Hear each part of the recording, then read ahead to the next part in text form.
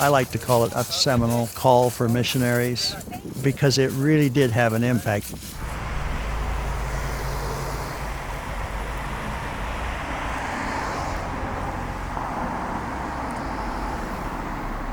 We have 22 areas across the world, and 18 of them will have more missions. This is a day to be celebrated by the church, by the members of the church, by all of us, because it shows this rising generation is not in such a crisis as some would make us believe.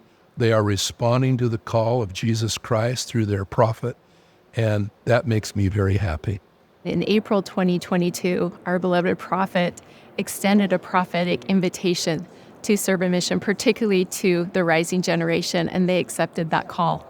They answered that call in abundance. It really did have an impact. Every single month, the number of missionaries went up. This, to me, is an outcropping of President Nelson's keen interest in our rising generation to be a part of what he calls the most important work of our day is to gather Israel on both sides of the veil.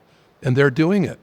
They're putting in their applications. They're going out and serving. He said in his April 2022 conference address that the gospel of Jesus Christ is the only enduring solution for peace. Now, we hear that statement and we think, oh yeah, there are a lot of wars. Well, yeah, I think it does speak to worldwide peace in that sense. But I think it also means at a very deep personal level that he brings healing and peace to the individual son or daughter of God. When you look at our pre-pandemic numbers, we were at about 67,000, just over 67,000 missionaries. As of today, we're at 72,721. So that is a significant increase considering all that's been going on in the world. And so necessity demanded that we open new missions. We're all heartbroken with what happened during COVID and the pandemic, and it stalled a lot of things, not just in the church, in the world, and with mankind.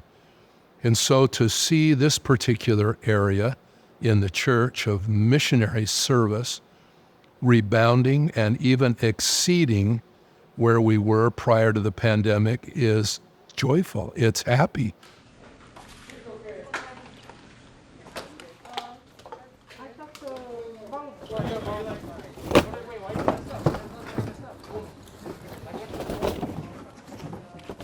We're hoping that as these missions are created, the ratio of missionaries and mission leaders can be such that these mission leaders can have an ever-developing and growing relationship with those missionaries as they lead and direct and comfort and strengthen the missionaries as they move forward. I think it'll make the missionary experience so much more profound. You know, our desire, our hope, our prayer for every single one of these missionaries is that when they look back upon their missionary experience, that they will see that they experienced great joy. And not only the joy that comes from living the gospel, but also the joy that comes from sharing the gospel of Jesus Christ. I don't know how you can put a bad spin on this, to see our young people who are faced with so much in their lives choosing to serve Jesus Christ and go on these missions. They want to serve. I think there's a love of the Savior that is very deep. I think that they look forward to these missions and they feel it a great privilege to serve. And they're having great success. We have surveys and studies saying that Gen Z is turning away from God.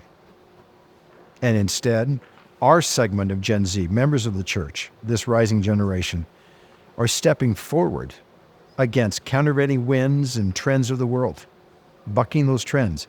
They're stepping forward to serve God with a desire to serve Him and helping others come unto Him. And to me, that is a thrill. They're remarkably good at talking to people.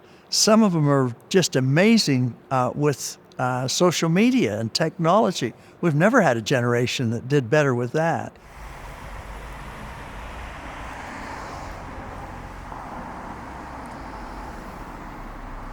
Getting visas has become a little more challenging throughout the world. And as we extend that period, that gives us more time for them to get started and applying for the visa. And we think that'll help them be able to leave without much delay. It just gives more flexibility to a family, to a mom and a dad and a young person who's considering a mission. I'm grateful for our prophet and the inspiration he received to express to the rising generation worldwide that the Lord needs every one of them to serve as a missionary. And I'm grateful that our missionaries, as I already expressed, have listened to the call, are coming forward to serve. And to me, it's a joy. The implications of this will be generational.